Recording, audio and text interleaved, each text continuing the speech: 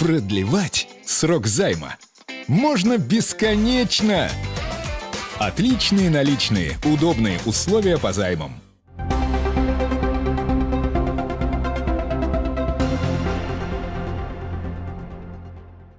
Так выглядит унифицированный чемодан следователя-криминалиста. Он оснащен техническими средствами для фиксации обстановки места происшествия и служит для выявления и изъятия улик. Такой чемодан можно смело назвать палочкой-выручалочкой каждого криминалиста. Вот это у нас идет базовая комплектация криминалистического чемодана. Мы в нем тут дополняем только химические реагенты. Добираем, докупаем. Ну, все в основном в рамках госзакупок производится. Вот. С таким чемоданом и в тайгу, и на лошади, или еще где-нибудь там идешь, плетешься. Но в связи с этим мы их разукомплектовываем для удобства, если куда-то далеко ехать, в горную местность. Мы их разукомплектовываем и складываем это все в рюкзаки. Специально у нас есть рюкзаки. Деятельность подразделения направлена на своевременное и качественное расследование преступлений. Сами же следователи-криминалисты говорят, что работа у них хоть и сложная, но интересная. Отдел криминалистики состоит из 7 сотрудников. В следственных отделах по городу Кызыл, также Саянском, Дзун-Хемчикском, Барун-Хемчикском межрайонных следственных отделах работает по одному следователю-криминалисту. Карен Аюн в отделе криминалистики служит более 3 лет. Как он признается, их работа не бывает рутинной, скучать просто некогда.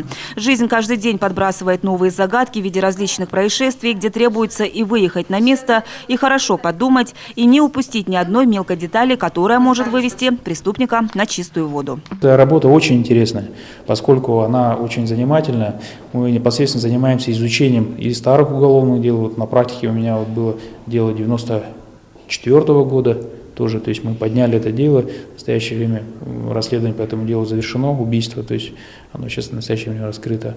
То есть, в принципе, эта работа, то есть деятельность, она очень творческая, интересная. В этой службе не должно быть бывших и нынешних сотрудников. Ветераны криминалистики – это те люди, которые в свое время десятки и более раз ловили преступников без современных технологий, что сегодня представить сложно, говорит Карен Аюн. Хотел бы поздравить наших ветеранов, следователей-криминалистов. Это Артур Мадрич Мангал, Александр Анатольевич Воробьев, Константин Двинович Тюлюш, Евгений Сергеевич Церен. Искренне желаю вам здоровья, счастья и благополучия. Стоит отметить, что сегодня у следователей-криминалистов профессиональный праздник. В честь даты в Следственном управлении Тувы лучших сотрудников отметили ведомственными грамотами. Служу Российской Федерации. Наградить почетной грамотой майора юстиции Аюна Карена Кукуловича, следователь криминалистики.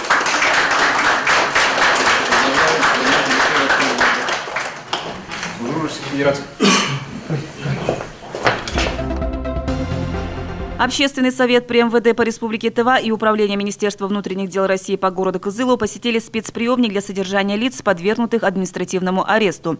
Цель визита – проверка условий содержания административно задержанных граждан и соблюдение их прав, а также осуществление общественного контроля за работой полиции.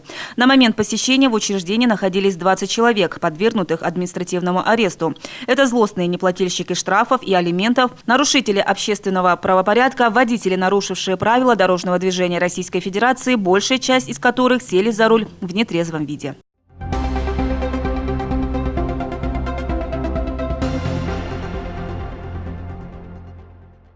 Отдельным категориям граждан будут положены льготы при оплате за тепловую энергию из перечня жилищно-коммунальных услуг. Соответствующие поправки Госдума приняла в 3-м чтении законопроекта, сообщает «Российская газета». Это касается граждан, подвергшихся воздействию радиации вследствие катастрофы на Чернобыльской АЭС и ядерных испытаний на Семипалатинском полигоне, ветеранов и инвалидов. Согласно поправкам, при расчете компенсации расхода на оплату за тепловую энергию включены в расходы по оплате коммунальных услуг, потребляемых при содержании общего имущества в многоквартирном доме. И о курсах валют. Доллар стоит 57 рублей 27 копеек, евро 67 рублей 36 копеек.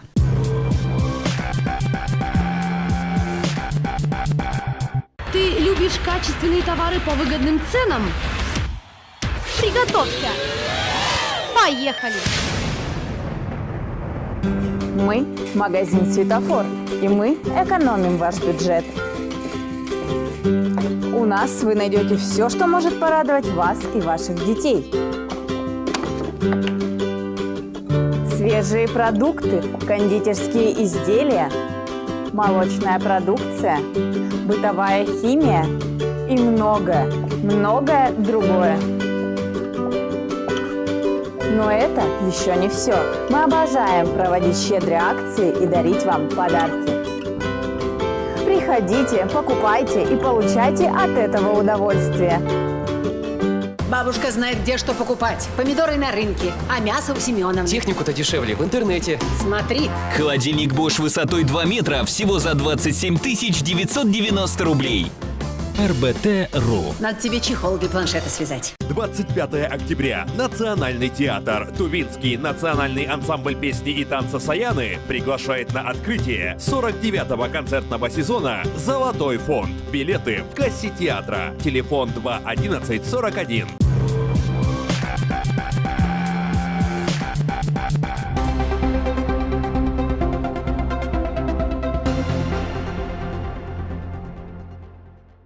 В республике 29-летнему мужчине предъявлено обвинение в истязании малолетнего сына. 18 сентября в правоохранительные органы Улухемского района поступило заявление от местной жительницы об истязании супруга малолетнего сына. По данному факту региональным следственным комитетом возбуждено уголовное дело. По версии следствия, в период с 14 по 18 сентября текущего года подозреваемый систематически наносил многочисленные удары по телу годовалого сына, затем поднимал его за волосы и швырял на пол. Согласно заключению судебно-медицинской экспертизы, на теле малолетнего потерпевшего выявлены многочисленные кровоподтеки различной степени давности. Кроме того, экспертиза выявила иные телесные повреждения, которые свидетельствуют о нанесении ему телесных повреждений. Свои действия подозреваемый объяснял тем, что ребенка необходимо правильно воспитывать. В настоящее время в отношении подозреваемого избрана мера пресечения в виде заключения под стражу. По уголовному делу проводится комплекс необходимых следственных действий, направленных на установление всех фактических обстоятельств произошедшего. Расследование уголовного дела продолжается.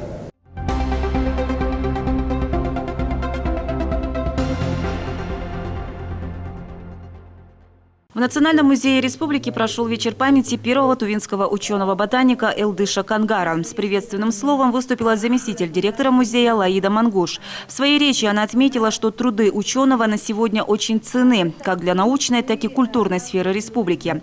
Кандидат биологических наук Элдыш Кангар стал одним из первооткрывателей в области изучения флоры Тувы. Сегодня научные работы ученого переданы Республиканскому музею и пополнили коллекцию гербарного фонда. Мы хотим где-то немножко похвастаться тем, что имеем вот эти уникальные образцовые экземпляры. И проходит некоторое время, когда у нас вот эта система передачи музея гербарных образцов, как комплексной экспедиции, немножко прерывается, с чем мы хотим сегодня, как образцовый процесс передачи фонда музея последующих сборов. Это позволило сегодня сделать семья Элдыша Тулюшевича и Цети Чекшужинейна. Спасибо вам огромное.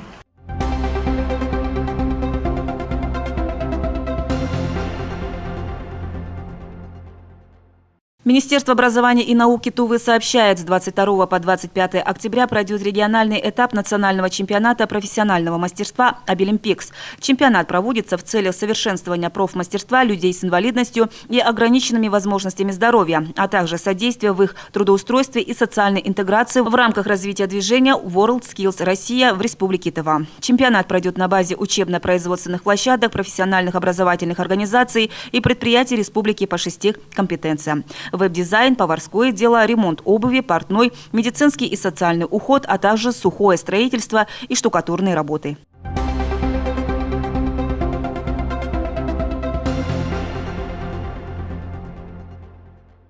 По данным эпидемиологического отдела Минздрава Тувы, за прошедшую неделю в республике зарегистрировано 1045 случаев ОРВИ. Показатель заболеваемости составил 32,8 на 10 тысяч населения. Более 80 заболевших составили дети до 17 лет. Отмечено постепенное повышение уровня заболеваемости по мере снижения температуры. Эффективным методом защиты от инфекции гриппа и его осложнений является иммунизация. В Туве работа по вакцинированию населения от гриппа и ОРВИ завершается, сообщается на сайте регионального министерства здравоохранения. В числе передовиков по организации прививочной кампании против гриппа Улухемский район. Стопроцентное выполнение плана по иммунизации взрослых составило в Судхольском, Чедыхольском, Дзунхемческом, Барунхемческом, Тецхемском районах. На прошлой неделе завершена иммунизация всего населения в Мангунтайгинском и Тоджинском районах, где привито 3824 человека.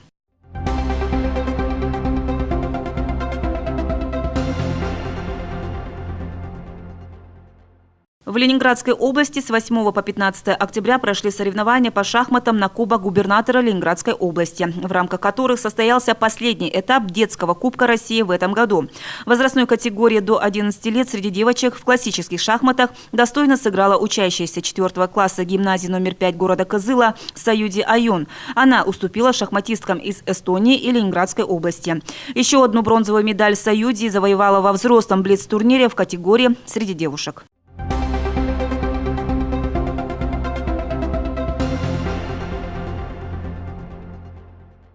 В Министерстве здравоохранения Тувы в этом году был запущен региональный проект «Движение против рака». В республике, как и во всем мире, смертность от злокачественных новообразований находится в лидерах среди всех причин смертности населения. В структуре онкологической заболеваемости первое место занимает рак желудка. Далее рак легкого, рак молочной железы и рак шейки матки. Немаловажным составляющим в борьбе с онкообразованиями является профилактика. Врач-онколог медико-диагностического центра Кызыла рекомендует в первую очередь вести здоровый образ жизни независимо от пола и возраста. Мы говорим, курить нельзя, пить, злоупотреблять нельзя. Диета должна быть сбалансированной, то есть не должна состоять из одного мяса, притом мяса жирного, допустим, баранины, и больше употребляйте пищу овощей, фруктов. Вот это вот как бы первичная профилактика, чтобы не допустить злокачественное образование. К этим злокачественным образованиям всегда предшествуют другие хронические. То есть борьба вот с этими, чтобы не допустить. Вторичная профилактика – это уже выявление фоновых заболеваний, при которых чаще всего возникает рак. Это вот задача наша медицинская.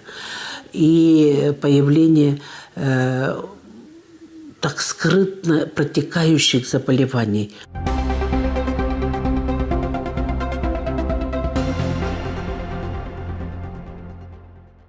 Здравствуйте, меня зовут Антон, и я хочу поделиться с вами фактами из мира специй. Желательно специи хранить в цельном виде, потому что так они дольше сохраняют свой вкус, цвет. Так, например, черный перец с горошком даже высочайшего качества после помола уже спустя пару часов начнет терять запах, а спустя пару дней начнет терять вкус. В цельном виде специи хранятся до 2-3 лет и не теряют никаких своих качеств. В смолотом виде и готовые смеси хранятся гораздо меньше, поэтому желательно покупать на небольшое количество применений, чтобы со временем смеси не утратили свой вкус, запах и цвет. 20 октября состоится последний радиоквест «Замес майонез» ресторана банкетного зала «Аристократ». У слушателя будет последняя возможность найти в черте города 2 сертификата на ужин в ресторане.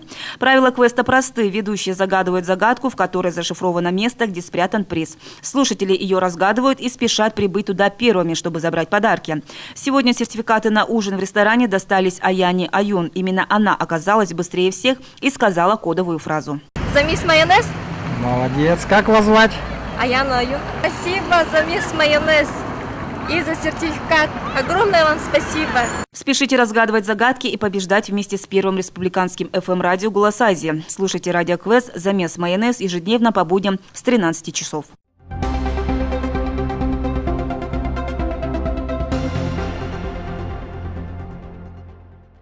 Спонсор выпуска прогноза погоды – «Отличные наличные». Компания «Отличные наличные». Старый друг надежнее, чем 10 новых. «Отличные наличные» – надежный партнер с многолетним опытом стабильной работы. Переплата по займам такая маленькая, совсем малышка. «Отличные наличные», очень маленькая переплата по займам.